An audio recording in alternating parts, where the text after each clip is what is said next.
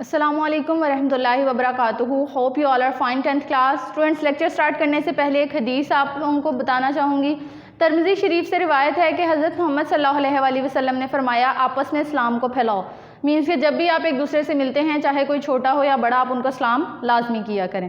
Students, आज का जो हमारा लेक्चर है, लेक्चर नंबर 18, 3rd चैप्टर का हम लोग सेकेंड टॉपिक जो कि हमारे पास है, transfer of control and there types. सबसे पहले हम लोग देखते हैं कि ट्रांसफ़र ऑफ कंट्रोल क्या है। The switching of control from one part of a program to another. The switching of control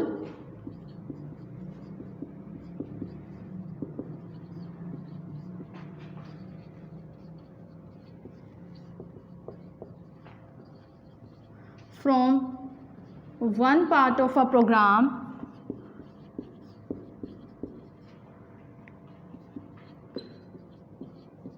to another is called transfer of control.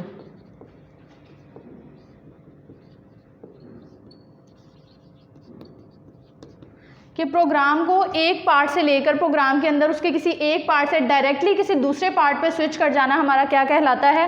Transfer of control. अब ये बेसिस ऑफ कंडीशन भी हो सकता है और without the basis of condition भी हो सकता है कि हम लोग ने जो मूव करना है एक प्रोग्राम से दूसरे प्रोग्राम पे, वो किसी कंडीशन की वजह से भी हो सकता है और विदाउट कंडीशन भी हो सकता है। अब हमारे पास 2 मेथड्स आते हैं इसमें प्रोग्राम को एक पार्ट से दूसरे पार्ट में स्विच करने के लिए। कौन कौन से हैं वो? एक हमारे पास आता है कंडीशनल, या मेथड्स कह लें, या हम इनको टाइप्स कह लें।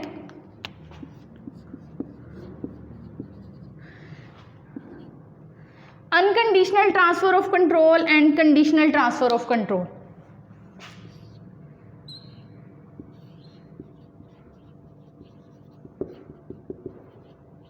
अनकंडीशनल ट्रांसफर ऑफ कंट्रोल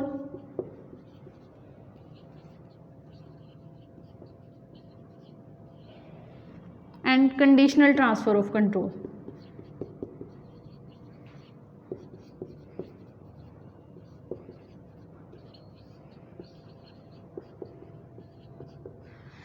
कि प्रोग्राम के एक पार्ट से दूसरे पार्ट में स्विच करने के लिए हमारे पास 2 टाइप्स हैं या 2 मेथड्स हैं, एक है अनकंडीशनल और एक है conditional.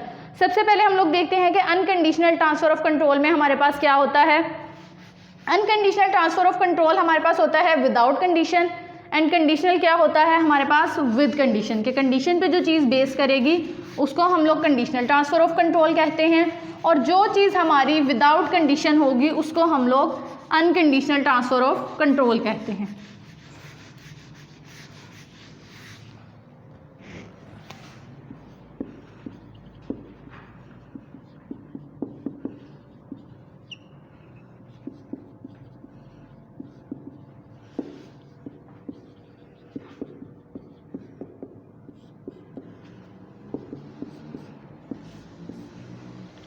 Unconditional transfer of control, the switching of control from one part of another part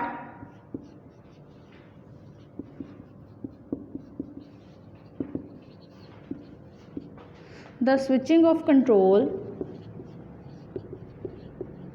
from one part of program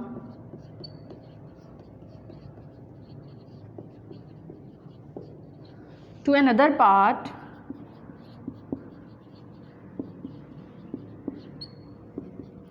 without any condition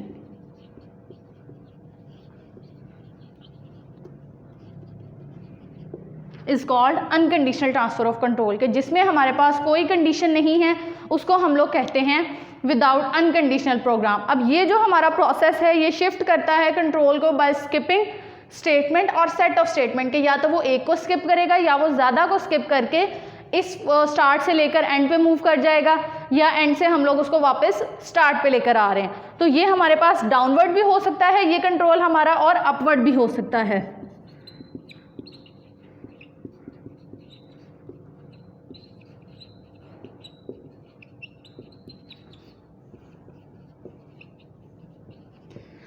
this control is downward और अपवर्ड। मीन्स हमारा programme हम लोग start से second cut statement में भी ये condition लगा सकते हैं, ये ट्रांसफर ऑफ कंट्रोल दे सकते हैं कि वो एंड पे मूव कर जाए, या हम लोग एंड पर भी ये कंडीशन दे सकते हैं कि वो स्टार्ट पे मूव कर जाए। तो इसलिए ये डाउनवर्ड भी हो सकता है और अपवर्ड भी। लाजमी नहीं है कि सिर्फ अपवर्ड हो या फिर ये सिर्फ डाउनवर्ड हो। ये एमसीक्यूज में आपसे पूछा जा सकता है कि हमारे पास जो ट्रांसफ़र ऑफ कंट्रोल होता है वो डाउनवर्ड होता है या अपवर्ड होता है, तो क्या होगा, ये बोथ है, डाउनवर्ड भी है और अपवर्ड भी है हमारे पास।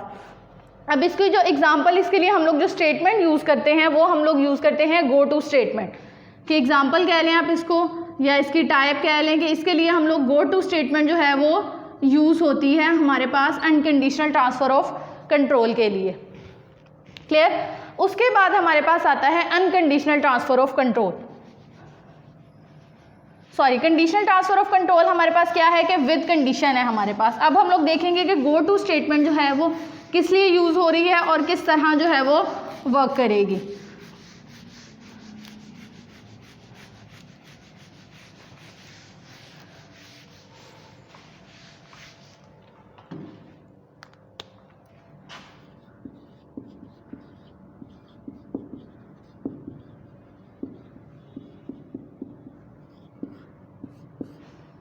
Go to statement. Go to statement is used to switch the program from one part to another without any condition। कि जो सेम चीज़ हमारे पास definition unconditional transfer of control की थी वही सेम गो टू स्टेटमेंट की है, क्योंकि ये उसके लिए ही यूज़ हो रही है हमारे पास। इसमें भी ये कि एक स्पेसिफिक लाइन नंबर हम लोग इस पर यूज़ करते हैं इसको ट्रांसफ़र करने के लिए, और कंट्रोल जो है ये डाउनवर्ड अपवर्ड बोथ हो सकता है, लेकिन ये एक कंडीशन जो है, ये अनकंडीशन जो है, ये एक अच्छी प्रैक्टिस नहीं है कि विदाउट एनी कंडीशन है, तो इसलिए इसको हम लोग not a good programming practice and it is used as to discourage. अब ये एमसीक्यूज में आपसे पूछा जा सकता है कि ये अच्छी प्रैक्टिस है या अच्छी प्रैक्टिस नहीं है एमसीक्यूज में। अब इसका सिंटैक्स हमारे पास क्या है गो टू स्टेटमेंट का, इसका सिंटैक्स बिल्कुल सिंपल है स्टूडेंट्स। हमारे पास इधर जितने भी हम लोगों ने कमांड्स यूज़ की, स्टेटमेंट्स यूज़ की, उनका सिंटैक्स बहुत ही सिंपल होता है। सिंपल हम लोग उस स्टेटमेंट का या कमांड का नेम लिखते हैं और उसके बाद उसमें हम लोग अपना लाइन नंबर दे देते हैं, कि जैसे गो टू लाइन नंबर के गो टू के लिए हम लोगों ने कौन सा लाइन नंबर जो है वो किस लाइन नंबर में उसको यूज़ करेंगे, मीन्स हमने एक लाइन नंबर इसके लिए बता देना है कि स्पेसिफिक वो क्या होगा, एक लाइन से दूसरी लाइन पर मूव कर जाएगा या ज़्यादा लाइंस को स्किप करके फर्दर मूव कर जाएगा। अब इसकी हम लोग एक एग्जांपल देख लेते हैं।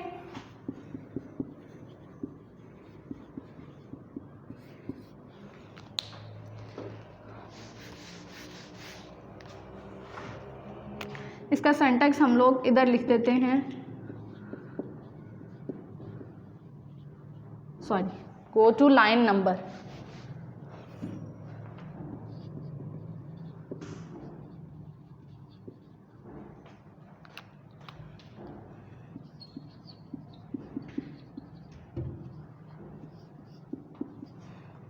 ये अब एक एग्जांपल हम लोग लेंगे।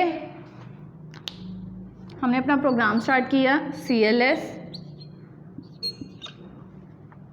उसके बाद हम लोगों ने एक प्रिंट करवाना है हेलो,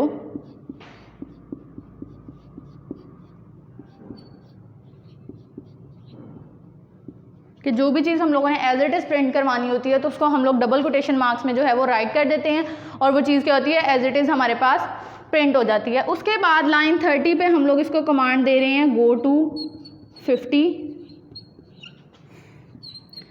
40 पे हम लिख रहे हैं A is equals to 10, B is equals to 5।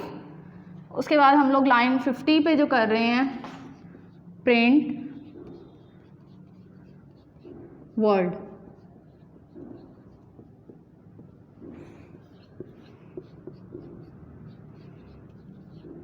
And. अब ये प्रोग्राम किस तरह वर्क करेगा, सबसे पहले क्या होगा, वो लाइन नंबर 10 पे आया, उसने स्क्रीन क्लियर करवाई, लाइन 20 पर आकर उसने क्या किया, प्रिंट करवाया हेलो। सो ये हमारी आउटपुट स्क्रीन है।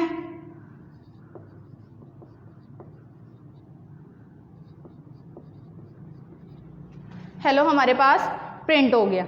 उसके बाद क्या हुआ, वो लाइन 30 पे आया, उसने क्या किया गो टू 50, उसने 40 को स्किप किया, वो डायरेक्ट किधर मूव कर गया, हमारा कंट्रोल लाइन नंबर 50 पर।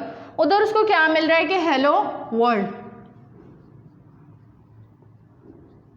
यहाँ पर उसने वर्ल्ड प्रिंट करवाया। उसके बाद लाइन 60 पर आकर हमारा प्रोग्राम क्या हुआ, एंड हो गया। अब ये जो हमारी लाइन थी लाइन नंबर 40, उसने इसको विदाउट एनी कंडीशन, कोई कंडीशन नहीं थी कि वो क्यों स्किप कर रहा है, किस वजह से हमने उसको स्किप किया, और वो डायरेक्टली नेक्स्ट लाइन पर हमारे पास मूव कर जाता है। तो ये चीज़ है हमारा गो टू की एक एग्जाम्पल जिसके थ्रू हमें पता लग रहा है कि किस तरह वो कंडीशन को एक को स्किप करता है। एक और एग्जांपल इसकी हम देख लेते हैं जिसमें हम लोग थोड़ा सा एडिशन सब्ट्रैक्शन का वर्क करेंगे, उससे आपको थोड़ा सा ज़्यादा आइडिया होगा। उसमें हम डाउनवर्ड अपवर्ड दोनों देखेंगे कि ये कैसे वर्क करता है।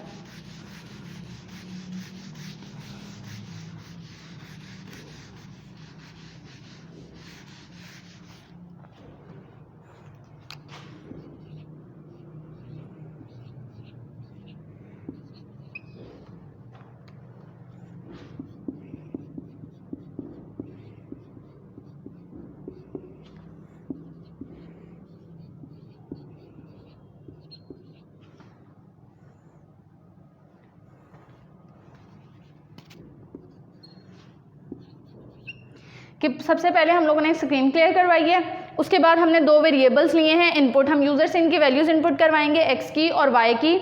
उसके बाद हमने लाइन 30 में उसको कंडीशन दे दी, उसको statement they the go to 70। अब क्या होगा कि जब हम लोग अपना लाइन नंबर 70 अपना प्रोग्राम की एग्जीक्यूशन करवाएंगे तो वो दरमियान से 40, 50 और 60 को स्किप करके डायरेक्ट 70 पे मूव कर जाएगा। हम 40 पे इसको स्टेटमेंट दे रहे हैं x is equals to x plus 2 और 50 पे हम इसको दे रहे हैं प्रिंट x। देन हमारे पास आता है लाइन 60। लाइन 60 पे हम लोग इसको कंडीशन दे रहे हैं go to 100।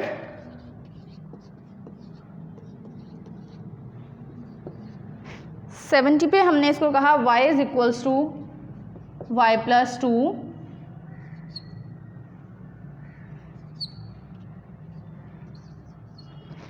Line 80 print y।